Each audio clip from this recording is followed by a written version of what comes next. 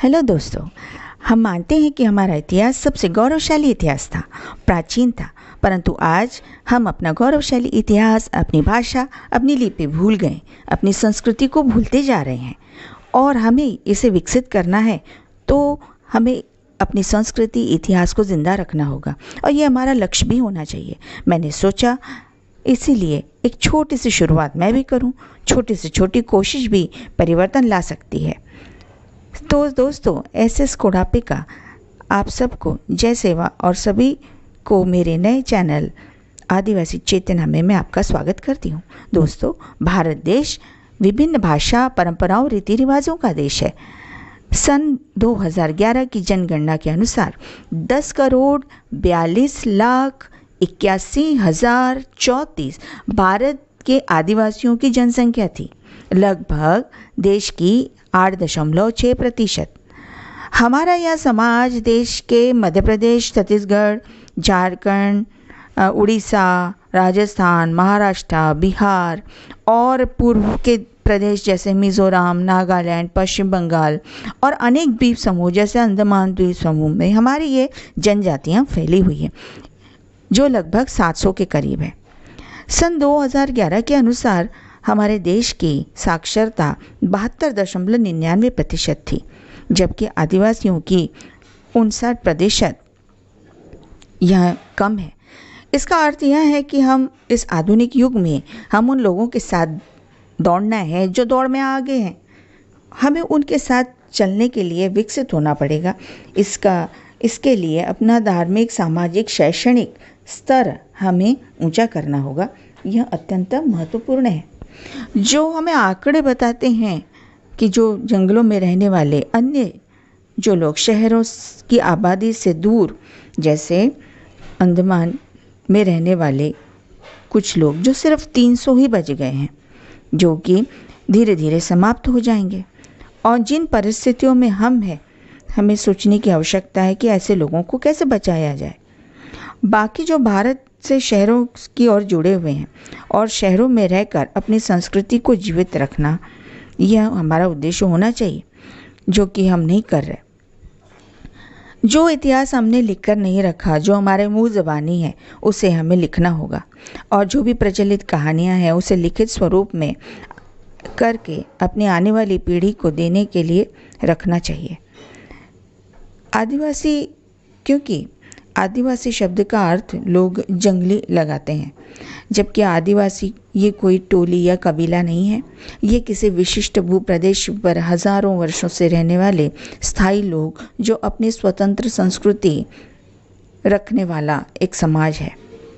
दोस्तों, आदि का अर्थ होता है पहले से और वासी का अर्थ होता है रहने वाला। अंग्रेजी में जो ट्राइब शब्द है, जो कि टोली या कबीला का समांतर है, क्योंकि टोली में रहने वाले जो लोग एक स्थान पर निवास नहीं करते, परंतु आदिवासी स्थायी स्वरूप में एक ही स्थान पर अपनी स्वतंत्र संस्कृति का आदिम काल से अपने रहन सहन, परंपराओं को अस्तित्व में रखने वाला समाज है। दोस्तों, 20वीं शताब्दी में भारत में स्थित आदिवासी समाज की सूची तैयार करने के लिए आदिकाल से रहने वाले स्थायी समाज को जमात शब्द का प्रयोग करना सही नहीं लगता। अनेक जातियों को जैसे कास्ट बोला जाता है, जो कि सही है। भारत देश में जो एनटी है, जो नॉर्मेडिक ट्राइब्स है, जिसको हम भट्ट की जमात कहते हैं, का प्रयोग सही है, क्योंकि वो एक स्थान पे नहीं रहते, परंतु आदिकाल से एक ही स्थान पे रहने वाले, जिनके लिए सही शब्द था एबोरिजिन्स, एबोरिजिनल, इंडिजियस, ये शब्द का प्रयोग पहले शासन में होता था, अभी नहीं होता। अनुसूचित जमाती यह समाज का नाम नहीं है। आरक्षण या हक देने के लिए संकलित करने का एक उपाय है, परंतु लोग इसे सही अर्थ में नहीं समझते। सही अर्थ में इसका अर्थ होता है आदिवासी समाज।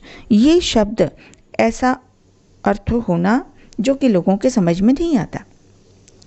दोस्तों, 8% आदिवासी और अन्य अलग कालखंडों से आए भारत के 92% लोग जो भारतीय हैं। आदिवासी समाज अपनी प्राचीन संस्कृति और अपनी प्राचीन भाषा को बचाने के लिए बहुत प्रयत्नशील है, परंतु उसे इतना सहयोग प्राप्त नहीं हो रहा कि वो उठकर खड़ा हो सके, अपने अधिकार के लिए लड़ सके।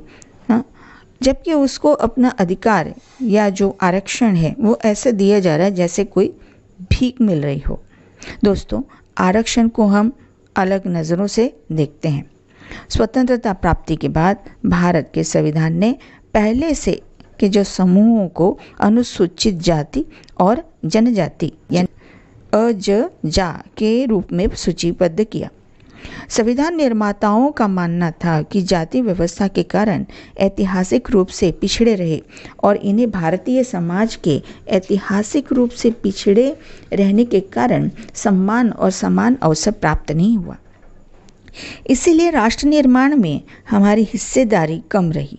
इसलिए हमें सरकारी सार्वजनिक क्षेत्रों में नौकरियों में आरक्षण दिया जाए, जो कि 15% अनुसूचित जाति और 7.5% अनुसूचित जनजाति को दिया गया।